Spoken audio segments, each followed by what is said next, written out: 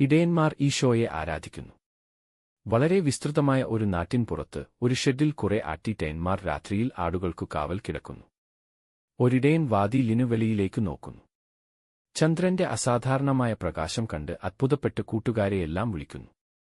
പ്രായം കുറഞ്ഞവർക്കു ഭയമാകുന്നു. 12 വയസ്സു തോന്നിക്കുന്ന ഒരു ബാലൻ കരയാൻ തുടങ്ങുന്നു. എന്നാൽ പെട്ടെന്ന് അവന്റെ ഭയമെല്ലാം മാറി എന്തോ മാസ്മശക്തിയാൽ ആകർഷിക്കപ്പെട്ടതുപോലെ വെളിയിലേക്കു നടന്നുപോകുന്നു. ഒരു നിമിഷത്തിൽ സ്വരമുയർത്തി "ഓ" എന്നു പറയുന്നു. എല്ലാവരും പന്തങ്ങളും വടിയുമായി വരുന്നു. അവൻ പുഞ്ചിരിച്ചുകൊണ്ട് പറയുന്നു "യാതാ." അവിടെ എല്ലാവരും അടുത്തടുത്തു വരുന്ന ഒരു പ്രകാശം കാണുന്നു. അതൊരു ദൈവദൂതനാണ്, ബാലൻ വിളിച്ചു പറയുന്നു. എല്ലാവരും മുട്ടിന്മേൽ വീണു. പ്രായം കൂടിയവർ ആകെ തളർന്നതുപോലെ ചെറുപ്പക്കാരെല്ലാം അടുത്തുവരുന്ന ദൈവദൂതനെ നോക്കിക്കൊണ്ടിരുന്നു.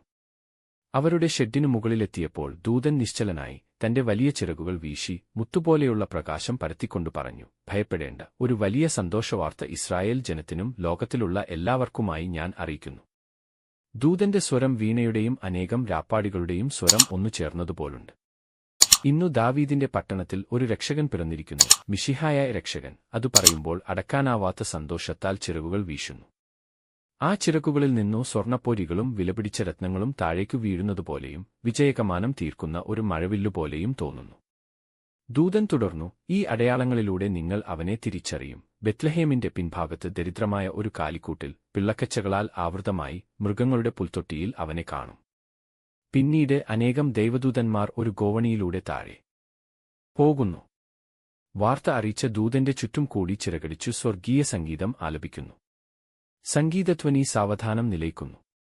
സ്വർഗദൂതന്മാർ അപ്രത്യക്ഷരാകുന്നു. ഇടയന്മാർ സ്വർഗീയ നിർവൃതിയിൽ നിന്നുണർന്ന് ജീവിതത്തിന്റെ യാഥാർത്ഥ്യത്തിലേക്കു വരുന്നു. മേരിക്കു പാൽ കൊടുത്ത ഇടയൻ ഏലിയാസ് പറയുന്നു, "എന്റെ കൂടെ വരൂ, എനിക്കറിയാം അവൻ എവിടെയാണെന്ന്. ആ സ്ത്രീയെ ഞാൻ കണ്ടിരുന്നു. ഓ കഷ്ടം! അവൻ എത്ര തണുപ്പു സഹിക്കുന്നുണ്ടാകും." ദരിദ്രനായ ഒരുവന്റെ ഭാര്യയോട് സംസാരിക്കുന്നതുപോലെയാണ് ഞാൻ ആ സ്ത്രീയോട് സംസാരിച്ചത്. അവർ തിടുക്കത്തിൽ തന്നെ പുറപ്പെട്ടു. ഓരോരുത്തരും അവരവരുടേതായ സമ്മാനങ്ങളും കരുതിയിട്ടുണ്ട്. പാൽ, ചീസ്, ഉറക്കിട്ട ആട്ടിൻതോൽ, ഒരു തള്ളയാടും കുട്ടിയും. പുൽക്കൂടിനരുകിലെത്തിയ അവർ അകത്തു കയറാൻ മടിച്ചു നിൽക്കുന്നു. ജോസഫ് തിരിഞ്ഞുനോക്കി വാതിൽക്കൽ വന്നു ചോദിക്കുന്നു, "നിങ്ങളാരാണ്?" ഇടയന്മാർ, "നിങ്ങൾക്കായി കുറച്ചു ഭക്ഷണവും കുറച്ചു കമ്പിളിയും കൊണ്ടുവന്നിട്ടുണ്ട്. രക്ഷകനെ ആരാധിക്കാനാണ് ഞങ്ങൾ വന്നിരിക്കുന്നത്. അകത്തേക്കു വരൂ," ജോസഫ് പറയുന്നു. മേരി പുഞ്ചിരി തൂകുന്നു. ചെറിയ ബാലനെ പിടിച്ച് അടുത്തു ചേർത്തു നിർത്തുന്നു. തങ്ങൾ കൊണ്ടുവന്ന സമ്മാനങ്ങളെല്ലാം മേരിയുടെ പാദത്തിങ്കൽ വച്ച് ഹൃദയസ്പർശിയായി സംസാരിക്കുന്നു. പിന്നീട് ശിശുവിനെ നോക്കി ആനന്ദാശ്രുക്കൾ പൊഴിക്കുന്നു. ഒരാട്ടിടയൻ കൊടുത്ത വെളുത്ത മാർദ്ദവുമുള്ള കമ്പിളിയിൽ പൊതിഞ്ഞ ശിശുവിനെ അവർക്കു കാണിച്ചു കൊടുക്കുന്നു. എല്ലാവരും മുട്ടുകുത്തി ആരാധിക്കുന്നു. ഒരു ദൈവദൂതൻ പ്രത്യക്ഷപ്പെട്ട് ഞങ്ങളോടിവിടെ വരാൻ പറഞ്ഞു. പക്ഷേ നിങ്ങൾക്ക് ഇവിടെ താമസിക്കാൻ പറ്റുകയില്ല, ആകെ തണുപ്പും ഈർപ്പവുമാണ്. എനിക്കറിയാം, ശക്തമായ നെടുവീർപ്പോടെ മേരി പറയുന്നു. സ്ത്രീയെ, ധൈര്യമായിരിക്കൂ, ഏലിയാസ് പറയുന്നു. എന്റെ സ്വാമിനി നല്ലവളാണ്. പ്രഭാതമായാലുടനെ ഞാനവളോട് പറയും, നിങ്ങൾക്കൊന്നിനും കുറവുണ്ടാവുകയില്ല. ഞങ്ങൾ അനേകം ആളുകളോട് പറയും. നിങ്ങൾക്ക് ശിശു ജനിച്ചു എന്നറിയിക്കാൻ ബന്ധുക്കളുണ്ടോ? ഉണ്ട്, അവർ ഹീബ്രോണിലാണ്. പുരോഹിതനായ സക്കറിയാസ്. സക്കറിയാസിനെ എനിക്കറിയാം. ഞാൻ സക്കറിയാസിന്റെ പക്കൽ പോകാം, ഏലിയാസ് പറയുന്നു.